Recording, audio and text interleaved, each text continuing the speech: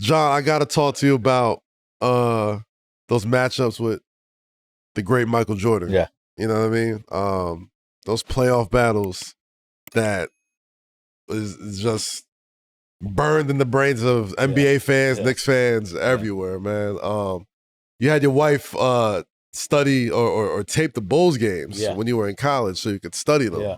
And before you even made it to the league. So, like, you were kind of, like, trying to figure him out even before you were matched up with him in the biggest games of your career. Yeah. Tell me about some of those incredible matchups with Mike. Woo! Where should I start? Probably from the first time I got a chance to play with him when I was coming off IR, play against him, I should say. Yeah. When I was coming off IR with the Knicks, and when I first got to the Knicks, and my first game off of IR was against Chicago. And my matchup obviously was Mike. And I always tell the story is like he tried to post me up and I gave him an elbow in the back. And he looked at me. He looked down like, before the end of the game, you're going to be calling me Mr. Jordan. Right? And so I like ended up having a good game. I ran. He was getting ready to walk off the court. I ran up to it. I said, you didn't get Mr. Jordan out of me, right? So it just kind of started from there. Yeah. One thing about our matchups, and I tell people this, unlike me and Reggie's matchup, our matchup was more of a competitive thing. Yeah. Yep. Me and Reggie's more divisive. Mm-hmm. You know what I mean? Because I just had a hate. He had a hate for me. You know what I mean? and I know this shit ain't about my sister. I love it. It's never going to be our sister. It's all love. We can talk like it now. Yeah. And but me and his was more of a competitive situation, man. And we used to go at it, and I used to tell Patrick, man, don't come help. He said, if I don't come help, he gonna score. I don't care. Let him score. Just shut everybody else down. Yeah. And obviously he didn't hit me for about 55 a few times, but it's more of a competitive thing with him. Right. Man. I always tell people this: he's the most balanced athlete that I ever played against. Seemed like he was always on balance. Yeah. And one thing you knew about him, the game is never over with. Even when you think you got the game won, it's never over with him because he plays to the buzzer. Yep. You know what I mean? And that's something that I learned playing against him. And that was my mentality, is play to the buzzer. And he was just his will, and you could just see it in guys' faces when they played against him. You know what I mean? Because you knew he's going to do something special. Yep. Every single time. It's coming down the stretch of games. You rarely see him make mistakes. And that's what you appreciated from a player standpoint, is that his precision on trying to close out games was so precise. Yeah. I look at all the old tapes that we played in the games they beat us, and I'm watching the plays that he made. I'm like, dude, who makes those plays? Yeah. You know what I mean? Yeah. Whether it's hitting shots, whether it's making the correct passes, whether it's just getting guys wide open, you know what I mean? He always made the right play. And so it's funny because when I was watching, when he came back in 95? Yep. The end of 95. And I can remember watching the game before when they was playing against the Atlanta Hawks in Atlanta. And he hit the game-winning shot. I'm watching the game. I'm like, then he goes down and like, next game is against us. Mm-hmm. I'm like, because he was struggling up to that point, right? He woke up. I was like, he come to the Garden. You know how people are when they come to the Garden. Of course. Everybody had to put on their best show. There was still a little part of you that thought, like, when he wasn't going to play baseball, like, all right, maybe he's not like the great Mike yet. You know what I'm saying? Like, maybe that guy's gone. But that game was. You already saw it. I already saw it. He'd have been a part of it. He's like, this looks very familiar. He played in Scottie Pippen's charity game. Yep. And this is the first time I got a chance to play with him. Mm-hmm. So Scottie had put me and him on the same team. Yep. And Scottie had kind of like stacked his team a little bit. And I remember Mike coming out of the locker room, he was looking at the team. He said, just pass me the ball. Man, he's been playing baseball. Right. Bro, right. he's been playing baseball the whole time. Man, he came out there and scored Scottie. Him and Scottie was just on the island by themselves. Everybody just moved to the side. Oh, man, he scored Scotty. I think he had like 50-some points. Sheesh. And he walked up to Scotty and told him, don't you ever stack the team against me again. Yeah. And walked out the court. Oh, man. Damn. Like, that's what makes him Michael Jordan. Man, you know what I mean? That's what Scotty kept talking about. Come on back. Come on back, yeah. Come on back.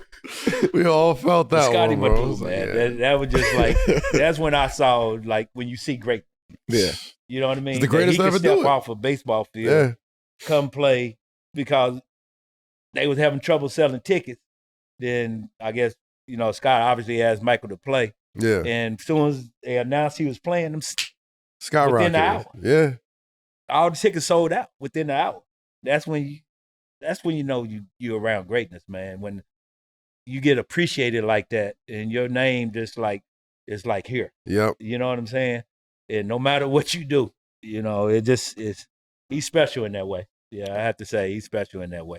Even though y'all was like heavily competitive, yeah. Like, there's times that you've spoken out in support of MJ. Yeah. Like, what made you feel like, okay, like enough is enough with whatever that was going on? Like, I got to speak up. I feel like this is my time to hold somebody down, even though I compete with them every single night at the highest level. It's still humanity that's a part of this too. Yeah. And that's a brother of mine that I feel like I need to speak up about. Yeah, it was you talking about when he was going through the whole in Atlantic City, Atlantic City thing. Yeah, you know, and we just came out. We 2-0. That was the year of the dunk, obviously, and you know, they was getting on him about, you know, going down to Atlantic City the night before the game and what have you, and what's the name. And so when we played them in Chicago, and me and him got into a little altercation out on the court. It wasn't nothing like we was going to throw hands or anything like that. And then we was pushing each other, and they ended up kicking me out the game. Yeah. Just for like this, you know. Well, you knew there was a kicking Mike out the game. You, that whole thing. John, you out. Like, what? So hey, Mike, you good? I was about to say, you know they're not kicking Mike out the game. In Chicago, it's not happening. Kick me out the game. So I'm back there in the locker room. I'm steaming, this and that. And the media come in, because I'd obviously know they're going to what's the name. Then I just went off on them. And you know, I had to like say exactly what I felt that they was doing to him, which was unjust. Right. You know what I mean?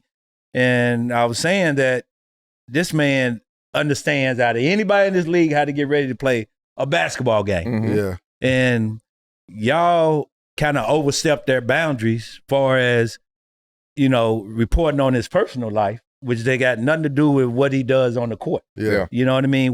However he gets ready off the court, that's his time away from the game, and he should deserve the respect out of everybody in this league to be able to relax the way he want to relax. Yeah.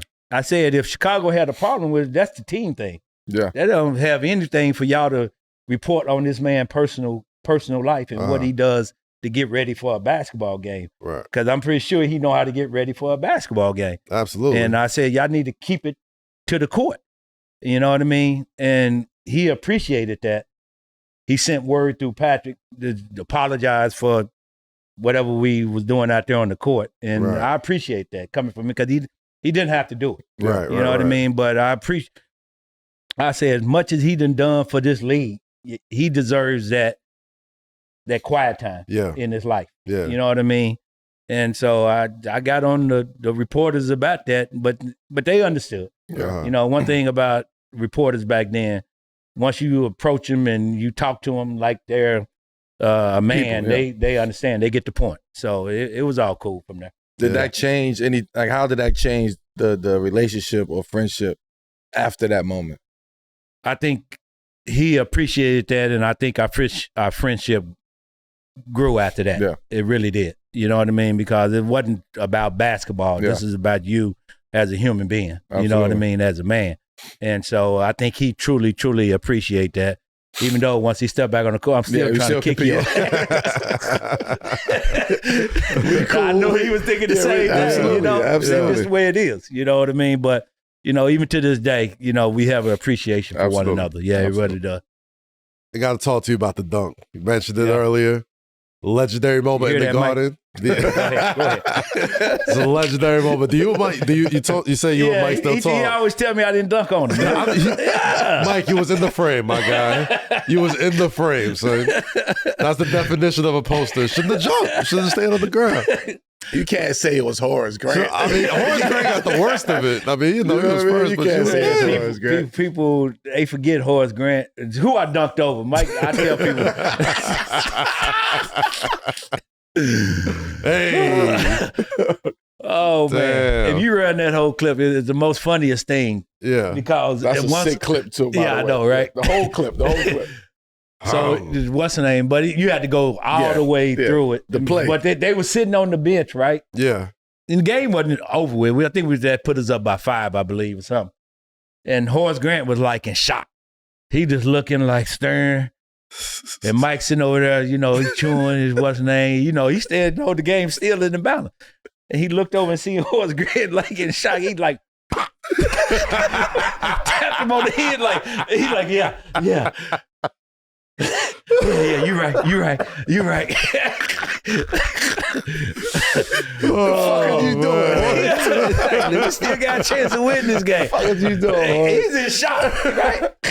Oh, you never seen somebody dunk before? It's not just like, yo, even as a kid, how loud the Garden got off that dunk. I think that's probably why he was in shock. Oh, man, anybody would be in shock. Anybody would be in shock. Like, I still to this day. Way to hold Horace down. He was in shock at the noise, not the dunk. Yeah, exactly. Yes. Why you slap him, MJ? You run that old clip and I'm watching it. It's like, pop. Okay, man, over with.